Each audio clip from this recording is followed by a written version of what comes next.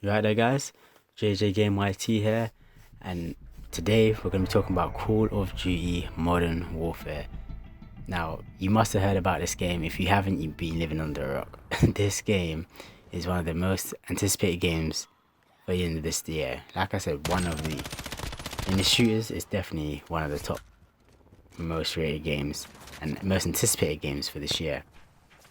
And I just want to talk about just a few things about the current build, which was obviously the alpha and what we saw. So, first one we'll talk about is the graphics in the engine. Oh my gosh, this game looks beautiful.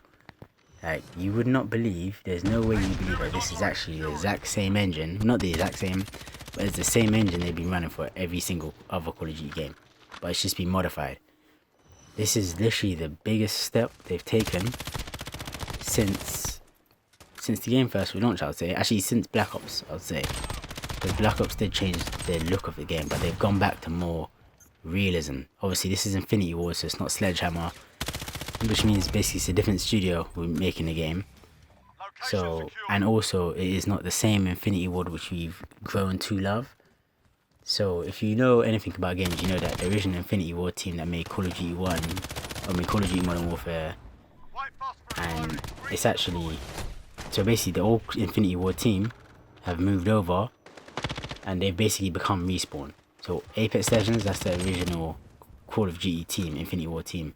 But these new guys who work on Infinity Ward, this new Infinity Ward team, they have done a really good job. A really good job. They've basically come in, they've said, let's see what the old OGs have left us. We want to create a realistic Call of Duty, and they've worked with what they've got, literally. They've worked with what they've got and they've created a masterpiece. The graphics are phenomenal. It's the biggest jump we've seen in Call of Duty games. It actually is more likened to Battlefield now. So the map size is a lot bigger. The maps are tremendously bigger. They're trying to stop doing this classic traditional 3-lane thing, which is obviously known as the Call of Duty lanes. Whereas you go left, right, or through the center. They've changed it up now to make it a more realistic experience. The map sizes are also lifelike now, so it's not where literally you run around the corner, you go from building A to building B and that's the whole map.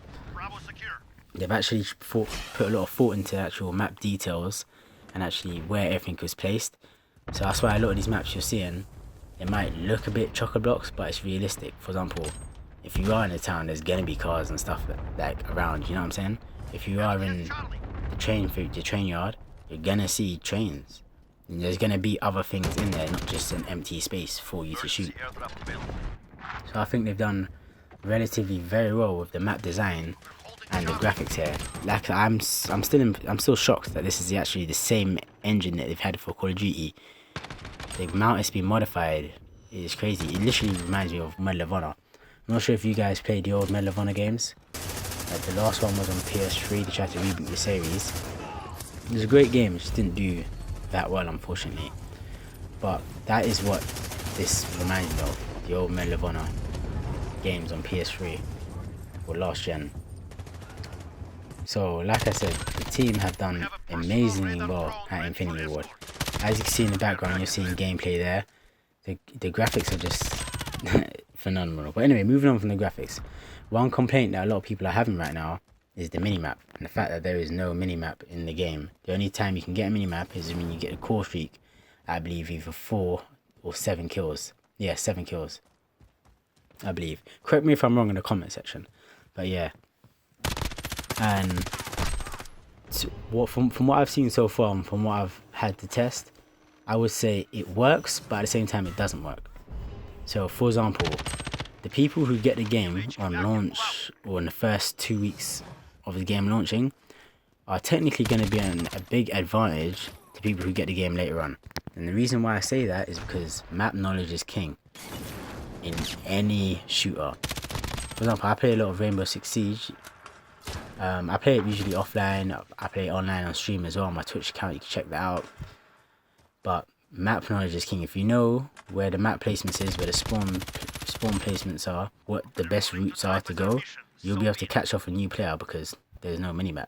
All they have is the compass in the top. So for them it will be a lot harder to find where people are, where a lot of the gunfight is happening. Even though you can see the red dots and you can hear the sound where the gunfire is coming from, they won't really know all the nooks and crannies of the map because there is no map until one of their teammates gets the kill streak.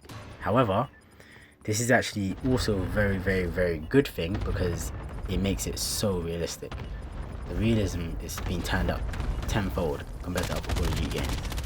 Obviously, comparing this to Modern Warfare 3, you can obviously see a massive upscaling. But I'm looking forward to seeing what they actually do with the campaign.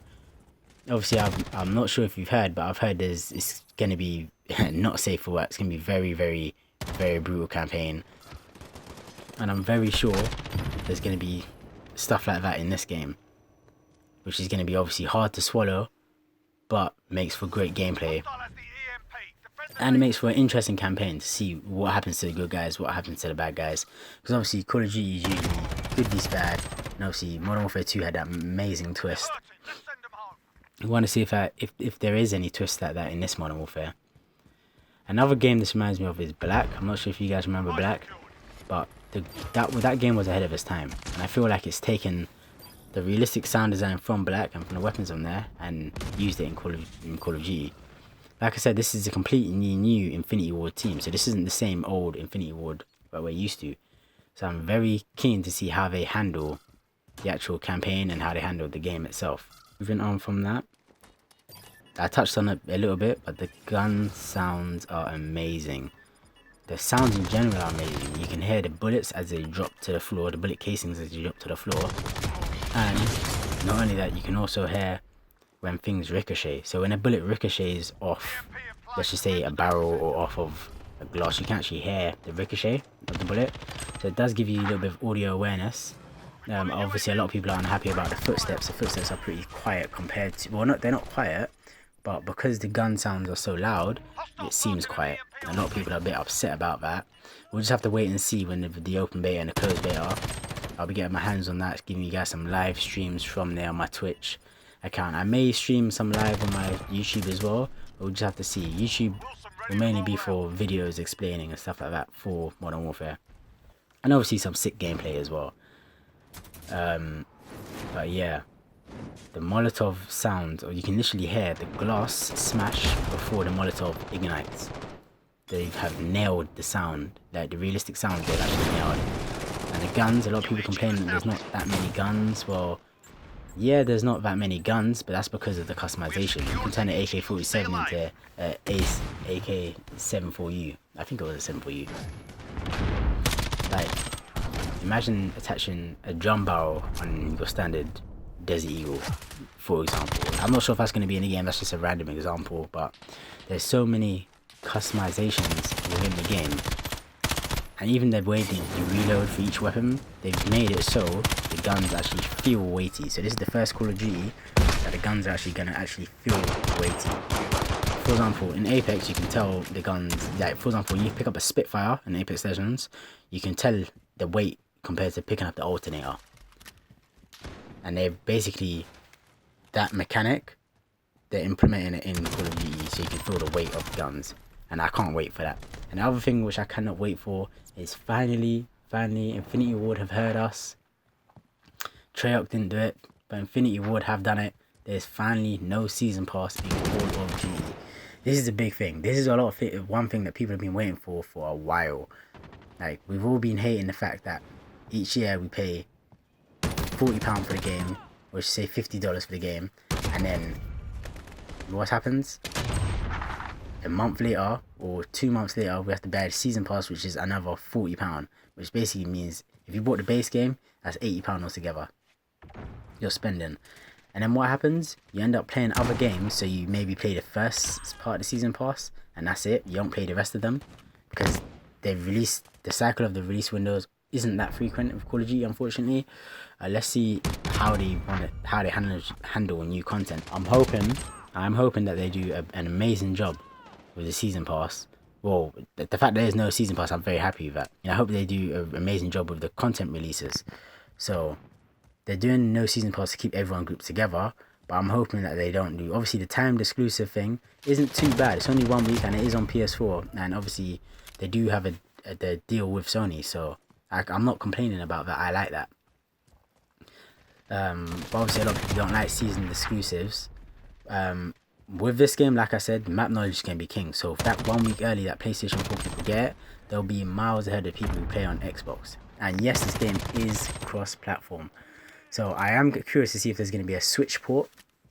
I highly doubt it because the graphics are just, well, they might do, but I highly doubt it.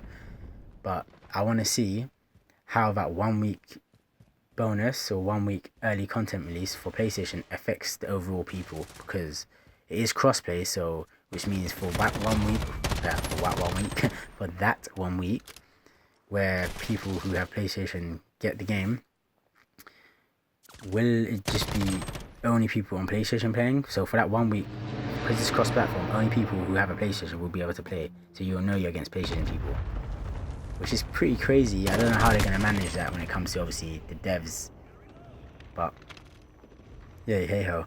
Another thing I'm looking forward to is night mode. All of you guys can look forward to this night mode.